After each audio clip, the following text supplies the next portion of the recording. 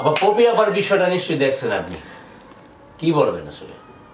আসলে কি পপির ওইটা দেখেছি আমি, আমার হৃদয়ে খুব কষ্ট লেগেছে যে যে মেয়েটা 28 বছর মানে ফিল্মে কাজ করে ওর রেমুনেশন যখন 7-8 লাখ, তখন তখন পর্যন্ত আমরা কাজ করেছি ওর সাথে। তো সেই টাকাগুলো কোথায় গেল, তাই না? ও তো ওর ভাই বোনের জন্যই করছে। আসলে আমাদের দুর্ভাগ্য কি জানো হুমায়ুন, আমি বলি তোমাকে, যারা আমাদের ফিল্মে বড় বড় মানে আর্টিস্ট আছে, প্রত্যেকটা আর্টিস্ট কিন্তু ভুক্তভোগী ফ্যামিলির দিক দিয়ে। ফ্যামিলির দিক দিয়ে, কারণ কি আমরা ফ্যামিলি পালতে পালতে কিন্তু আমাদের সময় চলে যায়। হ্যাঁ, এমন সময় গেছে যখন পপি আর্টিস্ট ছিল তখনও তো রমরমা ছিল ইন্ডাস্ট্রি, তাই না? এখন কাজ নাই, ঠিক আছে, কিন্তু যখন পপি ছিল ইন্ডাস্ট্রিতে তখনও কিন্তু হোল নাইট কাজ করা হয়েছে, ফ্লোরে ফ্লোরে কাজ ছিল, ঠিক আছে। তো এই যে টাকা পয়সাগুলো নিয়ে যেগুলো ওর মা বলতেছে, এখানে পপিরই তো হক। পপি তো 28 বছর কাজ করছে, ভাই বোন পালছে, এটা পপির হক না? অবশ্যই পপির হক। কিন্তু পপির মা বোন যেগুলো করতেছে এগুলো খুব উগ্র উগ্র কাজ করতেছে, এগুলো করা উচিত না। ওর হক ওকেই দেন আপনারা। কিন্তু ও অনেক কষ্ট করেছে, অনেক কষ্ট করেছে রোদে পানিতে। আমরা আসলে সত্যি কথা, পানির মধ্যেও কিন্তু আমরা এই পর্যন্ত নেমেছিলাম, পপিও নেমেছিল, আমরাও নেমেছিলাম, ঠিক আছে। তো দেখা যায় কি যে কষ্টটা কিন্তু আমরা করেছি, তো আমরা রিয়েলাইজ করতে পারতেছি যে পপির কষ্টটা কতটা হয়েছে, কারণ আমরাও তো সেম জায়গায় সেম পানিতেই ডুবেছিলাম। তো পপির আম্মা তো আর পানিতে ডুবেন না, আপনি তো ছাতার নিচে ছিলেন। আপনি কীভাবে বুঝবেন যে কষ্ট কাকে বলে? টাকা ইনকাম করতে কি কষ্টটা লাগে, কতটা পরিশ্রম লাগে, ঠিক আছে। তো পপির কান্নাটা আমাদের মানে প্রত্যেকটা আর্টিস্ট আমরা বলবো পপির সাপোর্টেই কথা বলবো আমরা। আপনারা যত কিছুই করেন না কেন পপির কথাই বলবো আমরা। পপি অনেক কষ্ট করেছে, এমনও দিন গেছে কারণ বাজার থেকে পপি বোরখা পরে বাজার করতে গেছে, আমার সাথে দেখা হয়েছে অনেক দিন। হ্যাঁ, কারণ কি? কারণটা হচ্ছে গিয়ে ওর ভাই বোনগুলো না কেমন জানো মানে মায়া দয়াহীন। হ্যাঁ, মানে আছে না যে আমি কাজ করতেছি, আমি কাজ করলে আমার ভাই বোনে আমার অন্য কাজগুলো সারবে, তাই না? এটা করতো না, মানে ওরই করতে হতো। লাস্ট পর্যায়ে যে ও নিজেরটা নিজেই করছে, তাই না? এখন ওর সম্পদ ও নিবে, এটাই স্বাভাবিক। এই সম্পদ নিয়ে তো কারাকারি করার কোনো প্রয়োজন নেই। আর আপনি বলেন জমিদারের বউ ছিলাম, আমিও জমিদারের বউ, আমিও জমিদার। তা আপনি জমিদার হলে তাহলে পপির সম্পত্তির প্রতি আপনার এত লোভ কেন? আপনি জমিদারের ওয়াইফ থাকেন না ভাই।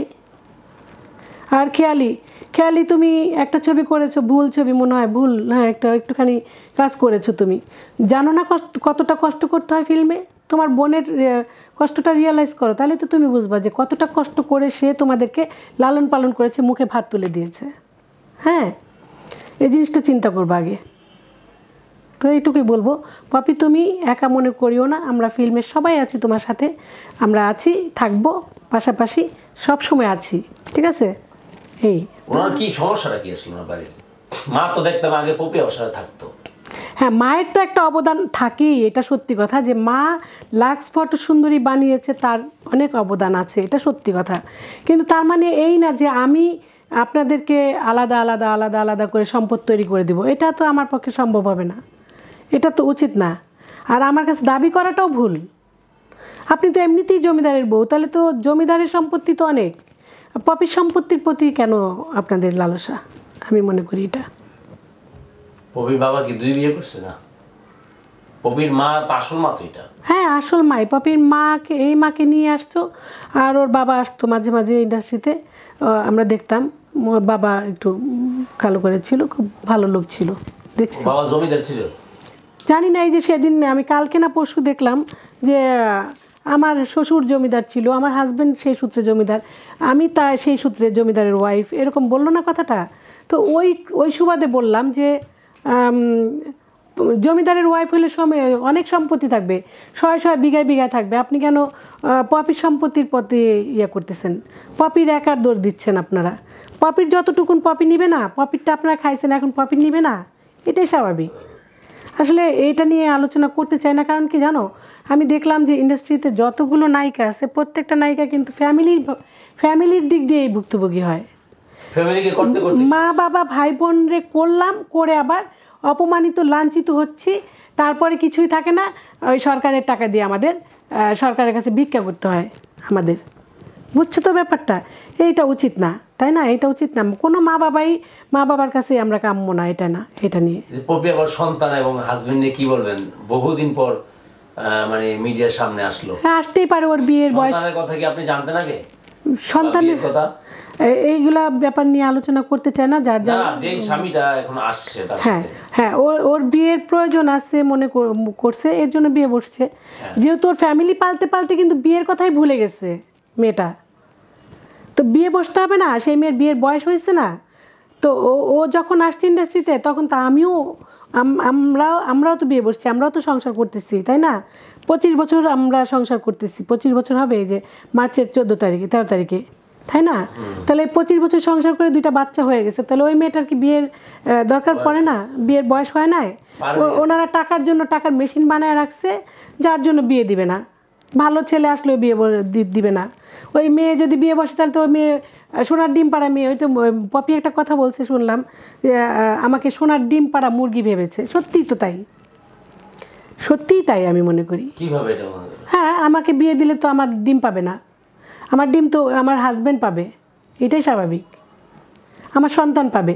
এখন যদি সন্তান নিয়ে হাজির হয়, সেটা ওরই সন্তান, অবশ্যই সন্তান ওর সন্তানের হক তো অন্য কাউকে দিতে পারবে না। তো ও যেটা করার করতেছে, আমি অ্যাপ্রিসিয়েট করি, ওটা অবশ্যই অ্যাপ্রিসিয়েট করি। সেটা পপি হোক, অন্য কেউ হোক, যার বেলায় হোক, আমরা অ্যাপ্রিসিয়েট করি। ওর সাথে কাজ হয়েছে আপনার? হ্যাঁ, আমি কুলি ছবিতে কাজ করছি, আমার ঘর আমার বেহেশতে কাজ করছি, যমুনা ফিল্মের আমাদের শফি বিক্রমপুরী ভাই ছিল, ওনার ছবিতে কাজ করছি, ও ছিল ওই ছবিতে। তারপরে মায়ের জন্য যোদ্ধা ছবিতে ও প্রথম, তখন নতুন নতুন কক্সবাজার যায় আমাদের সাথে, ওই ছবিতে শাহানুরও ছিল, রুবেল ভাইয়ের ছবিতে। হ্যাঁ, তো অনেক ছবিতে একসাথে আউটডোর করেছি, একসাথে একই রুমে থেকেছি। ওর আম্মাও ছিল, ওর আম্মার সাথে তখন তো দেখেছি ভালো রিলেশনটা, ভালো। কিন্তু হঠাৎ করে যখন নাকি সম্পত্তির ভাগাভাগি আসে, তখন কিন্তু আমি কিছুটা হলেও চেতবো, মানে আমি কাজ করছি, আমি চেতবো না, এটাই স্বাভাবিক। আমার 5 বোন, 2 ভাই, তা আমার বাবার পিছনে, আমার সংসারের পিছনে, আমার ভাই বোনদের পিছনে অনেক টাকা গেছে, তাই না? তা আমি তো কিছুই পাচ্ছি না, আমি ওইটুকুই পাচ্ছি, আমার ভাই বোন যতটুকু পাচ্ছে। তা আমার তো পাওয়ার কথা বেশি, তো আমি তো নিচ্ছি না, যেহেতু কম সম্পদ, এর জন্য। এই আর কি, আর কিছু বলার নেই ভাইয়া। ওই বাচ্চাকে নিয়ে শুভকামনা জানান। অবশ্যই পপির বাচ্চা এবং হাজবেন্ডকে আমরা শুভকামনা জানাই যে তারা যেন সুখে থাকতে পারে এবং সুখী দাম্পত্য জীবন ইয়ে করতে পারে, এটাই চাই আমরা। আচ্ছা, এটাই চাই। স্মৃতি নাই আমার রাস্তে শুটিং করতেছেন পপির সাথে কথা বলতে? হ্যাঁ, পপি অনেক চিৎকার করতো, মজা করতো অনেক। পপি খুব জলি মাইন্ডেড ছিল। ওই সেটের মধ্যে যখন গান করতাম, দেখা যায় কি যে এমন চিৎকার করতো, চিৎকারে ফ্লোর একদম। বাবুল ভাই ছিল, মাসুম বাবুল ভাই, প্রত্যেকটা গানে মাসুম বাবুল ভাই তো করেছে, আমার ঘর আমার বেস্ট মাসুম বাবুল ভাই করাইছে।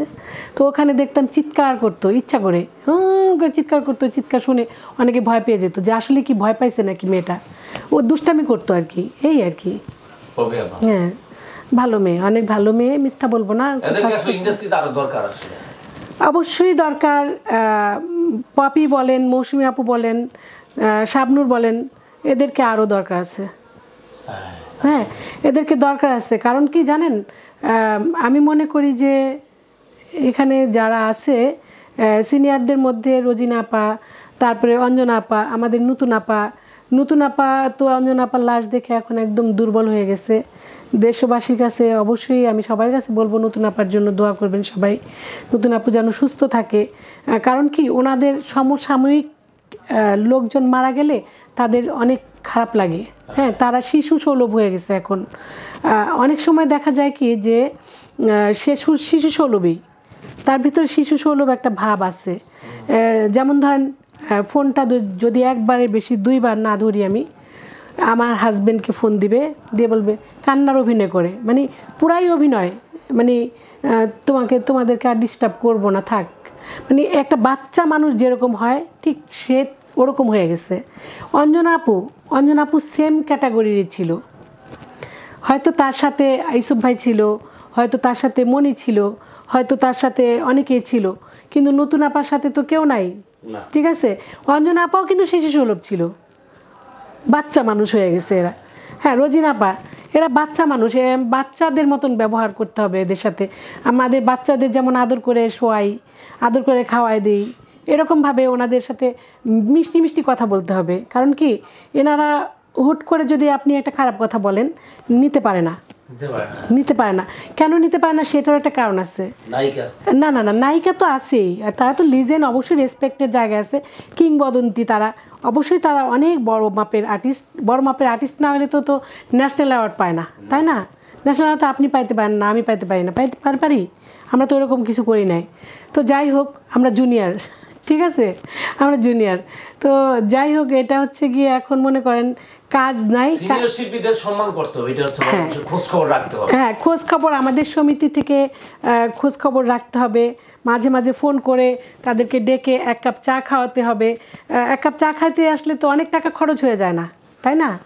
অনেক টাকা খরচ হয়ে যায়, অনেক টাকা খরচ হয় না। তো এক কাপ চা খাওয়ার জন্য ডাকতে পারে, একটু একটু গসিপ করার জন্য ডাকতে পারে। সমিতিটা কেন, আগে সমিতিটা ছিল কেমন জানো তো? আগে সমিতিটা ছিল, আমাদের শুটিং হচ্ছে, আমরা মানে বাথরুমে যাব, ওয়াশরুমে যাব, সেটার জন্য আমরা কিন্তু ওয়াশরুমে যাওয়ার জন্য আমরা ওই শিল্পী সমিতিটাকে ঠিক 8টা বাজেই যেতাম, 8টার পরে তো বন্ধ হয়ে যেত, ঠিক আছে, ওইটার জন্য যেতাম। কিংবা আমাদের শর্ট নাই, ওটার জন্য যাই বসতাম, এটা মানে নিরিবিলি একটু বসে একটু এসির বাতাস খাইতাম এই। কিন্তু এখন দেখা যায় কি, শিল্পী সমিতিতে কেউ খোঁজ খবর নিচ্ছে না, কারোর কাজ নাই, যে কাজের জন্য কিন্তু মানুষ ডিপ্রেশনে চলে যায়, এটা জানেন? আপনি মনে করেন নতুন আপুর যদি কাজ থাকে, কিংবা রোজিনা আপু ভালো আছে, কিন্তু শুট টুট করে, ভালোই লাগে, সময়ের জন্য সময় পার করতেছে। উনি কিন্তু খুব বিজি থাকে, নিজেকে ব্যস্ত রাখে, এইটাও একটা টেকনিক। কিন্তু এই যে ডিপ্রেশন থেকে কাটিয়ে ওঠার জন্য উনি ওনার টেকনিক চলে যাচ্ছে। হ্যাঁ, এটা আমি অ্যাপ্রিসিয়েট করি ওনাকে, যে এখনও উনি ওনার বডি স্ট্রাকচার, উনি যেভাবে এখনও হাসি খুশি সবাই হাস্যোজ্জ্বলভাবে কথাবার্তা বলে, ভালো লাগে। নতুন আপার কথা বলবো, নতুন আপাও কিন্তু অনেক হাসায়, ঠিক আছে। তো নতুন আপুও বাসায় বসা, যদি 2-1টা ছবি পায়, তারা কিন্তু ব্যস্ত, তারা চায় কাজ। প্রবীরদা কিন্তু মারা যাওয়ার আগেও কাজ চাইছে, জানেন প্রবীরদা? হ্যাঁ, ওই যে ক্যামেরা লাইট অ্যাকশন, না মানে ওনাদের কানে বাজে ক্যামেরা লাইট, হ্যাঁ ওনাদের কানের মধ্যে বাজে একটাই, ক্যামেরা লাইট অ্যাকশন। আপু, madam, camera light action, sir camera light action, বাস এইটাই ওনাদের কানে বাজে, এরকম, বুঝতে পারছেন? আজকে নাকি কালকে একটা ইন্টারভিউ দেখলাম আমি, ফেসবুকে দেখলাম, বাপ্পারাজের একটা বাপ্পারাজকে একটা মানে কোনো ছবি শুটিংয়ে এমন একটা দৃশ্যপাট আসছে, সে বলছে না আমি এসব কাজ করি না। তো আসলেই তো বাপ্পারাজ তো এসব কাজ করে নাই, আর করবেও না, ঠিক আছে। সে নায়ক রাজ্জাকের ছেলে, অবশ্যই তার ছবিগুলো আমি দেখেছি, ছোটোবেলায়ও দেখেছি, স্যাড ছবি দেখেছি, রোমান্টিক খুব কম করেছে দেখেছি। তো ওদের জিনিসটা, ওই যে ওদের মধ্যে ওই যে ক্যামেরা লাইট অ্যাকশন বাজে, সেম জিনিসটা কিন্তু আপনি মনে করেন নতুন আপা বলেন, অঞ্জনা আপা বলেন, রোজিনা আপা বলেন, সবার একই। শাবনূর বলেন, আপনি এই যে কি বলে এইটাকে, কার কথা বললেন যেন আপনি? পপির কথা বলেন, শাবনূর বলেন, সবাই কিন্তু কাজ চায়, কাজ। এরা কাজকে ভালোবাসছে সেই সময় আমি দেখছি, ঠিক আছে। Thank you. আর অনেক কথাই বলার আছে, আরেকদিন বলবো। তো দর্শক ভাই ও বন্ধুরা, আমাকে নিয়ে বাজে কোনো কমেন্ট করিয়েন না। আপনারা অনেক সময় বলেন যে কেন বলি আমি, তো যাই হোক, আমি একটু সত্য কথা বলি, তো তার জন্য অনেকের কাছে খারাপ হই। Thank you so much. আমি হুমায়ুন, তোমাকে ধন্যবাদ এতক্ষণ সময় দেওয়ার জন্য আমাকে, আর এতক্ষণ সময় আমি তোমাদের দিয়েছি, থ্যাংক ইউ।